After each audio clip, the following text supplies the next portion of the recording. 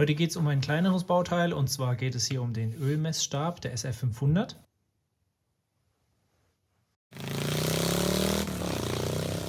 Der Ölmessstab, der gefällt mir nicht. Das hier aus Plastik, das Teil. Ist ein bisschen dreckig natürlich auch, aber das kann man ja putzen, ist eigentlich kein Problem.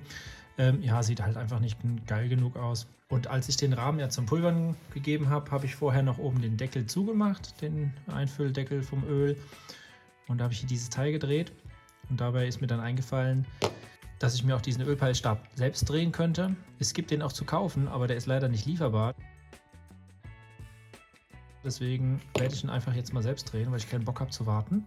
Grundsätzlich ist es auch nicht schwer, dieses Teil nachzubauen. Hier ist ein M30×2er Gewinde. Hier oben das ist natürlich abgefräst. Und hier unten kann man einfach einen Stab machen, indem man hier ein Loch reinbohrt und ein Gewinde reinschneidet. Dann kann man den Stab am Ende reindrehen. Da würde ich hier einfach zum Beispiel so ein Aluteil nehmen. Dann kann man hier noch 2 Markierungen einstechen, damit man weiß, wo voll und wo leer ist. Rohmaterial habe ich auch noch hier so eine Stange rumliegen. Die passt auch vom Durchmesser her gut. Das ist ja von dem Teil hier. Ja, ich lege einfach mal los, dann seht ihr, was ungefähr passiert. Ab an die Drehmaschine.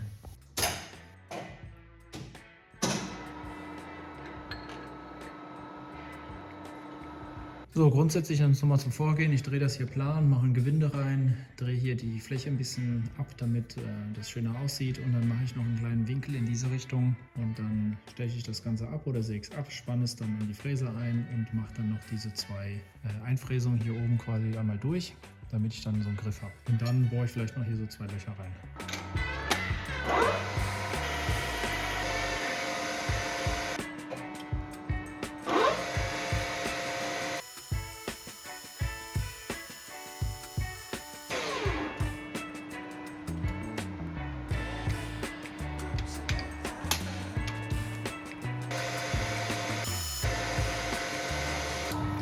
So, weil ich jetzt Gewinde schneiden will, muss ich natürlich hier auch die richtige Steigung einstellen.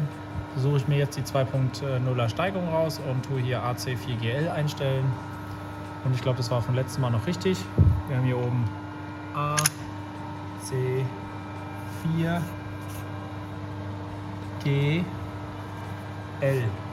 Das bedeutet, die Einstellung ist jetzt so, dass er genau eine 2er Steigung hat. Jetzt mache ich die Drehzahl noch runter, weil wir wollen ja nicht das Ding hier ins Futter schießen lassen.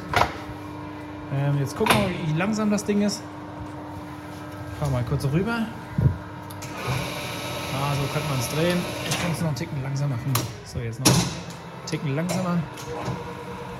So ist gemütlich. Und dann muss ich, glaube ich, hier noch umstellen. So, das muss ich in die Mittelstellung machen, weil ich brauche jetzt keinen Vorschub. Hier unten, das ist der Vorschub, den brauche ich auch nicht. So, die Spindel hier muss ich jetzt einrasten. Und das bedeutet, jetzt geht mein Schlitten genau um 2 vor. Und das lasse ich jetzt auch drin, den Gang. Das bedeutet, wenn ich rückwärts will, muss ich den Hebel nach oben machen. Das heißt, ich fahre aber vor und dann raus und dann zurück mit der Spindel.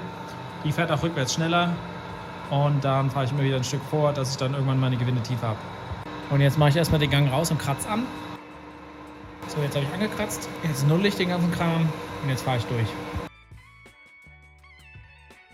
Man kann auch nochmal prüfen hier. 2er Steigung. Ja, passt genau. Also habe ich hier keine falschen Einstellungen an der Maschine gemacht. Das Gewinde ist jetzt geschnitten. Jetzt mache ich hier vorne noch eine kleine Phase dran. Und dann mache ich hier hinten den Kram und bohre noch das Loch ein. Kernloch für ein M8er Gewinde ist 6,8, weil 8 minus 1,25 und dann aufgerundet ist 6,8. Das Gewinde schneide ich jetzt noch nicht, weil ich jetzt erst hier diese Schräge bearbeite und dann am Ende das Gewinde bohre. Und für diese Schräge hier muss ich erstmal den Schlitten komplett verstellen, das heißt hier aufschrauben und dann ein bisschen um ein paar Grad drehen.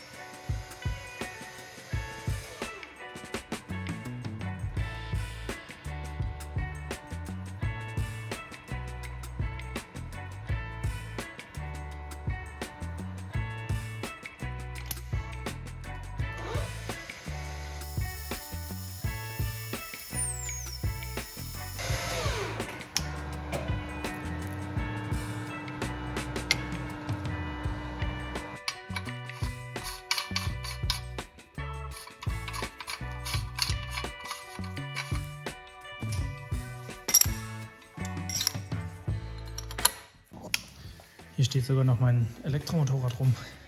Fährt ungefähr so 45 km/h das Teil. Elektromobilität, die Zukunft. Vielleicht nur. Benzin ist geiler. So, der Plan ist es jetzt hier durchzufahren, damit ich hier diesen Steg bekomme. Und dann habe ich überlegt, ich könnte den Kopf der Fräse auch noch ein bisschen schräg einstellen, dass ich danach, wenn ich dann das hier geplant habe, nochmal hier so eine kleine Schräge auch dran bekomme. Aber vielleicht sieht es auch schon geil aus, wenn es gerade ist. Ich gucke jetzt einfach mal. Ich fahre jetzt erstmal durch. Und jetzt müsste es eigentlich stimmen. 7.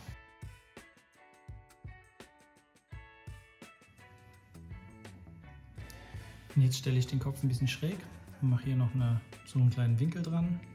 Und dann drehe ich das ganze Ding nochmal um, bohre 2 Löcher und mache noch einen weiteren Kram. Also jetzt drehe ich erstmal den Kopf. Und den Kopf muss ich jetzt verstellen, und zwar 4 Grad. Das habe ich hier ausgemessen. So.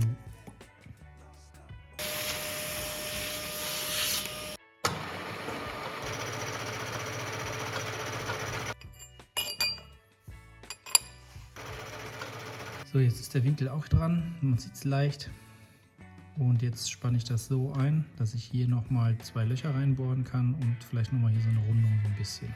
Ich habe das jetzt natürlich auch genau im 90-Grad-Winkel hier zu der Kante gefräst. Und ich fräse jetzt hier nochmal diese Seite ab. Die ist nämlich nur leider ein Sägeschnitt. Aber das fräse ich jetzt nochmal kurz drüber. Der Kopf ist schon gerade gestellt, weil da kann ich es senkrecht reinstecken hier in den Schraubstock. Und wenn ich dann hier durchbohre, ist das genau natürlich auch im 90-Grad-Winkel.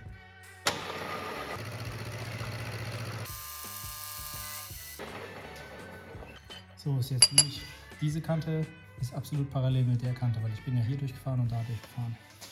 Das kann ich jetzt so einspannen, und wenn ich dann von oben bohre, ist passend genau der 90-Grad-Winkel zum Bohrer.